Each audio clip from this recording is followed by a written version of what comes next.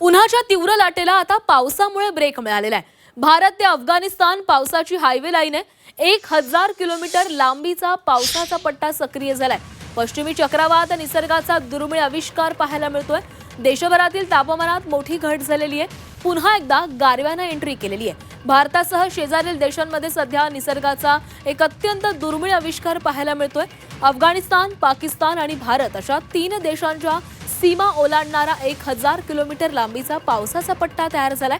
यामुळे मार्च महिन्यातच मे महिन्यासारखी उष्णता अनुभवणाऱ्या कोट्यवधी जनतेला उकाड्यापासून दिलासा मिळालेला आहे। पश्चिमी चक्रवातामुळे अशी स्थिती निर्माण झालेली असल्याची माहिती हवामान विभागाने दिलेली आहे। पश्चिमी चक्रवात किंवा विक्षोभ हे वक्राकार असतात, मात्र यंदाचा हा कमी दाबाचा पट्टा एका सरळ रेषेत असून तो हजारो किलोमीटर पर्यंत पसरलेला आहे। अशा प्रकारची सरळ रचना अत्यंत दुर्मिळ मानली जाते।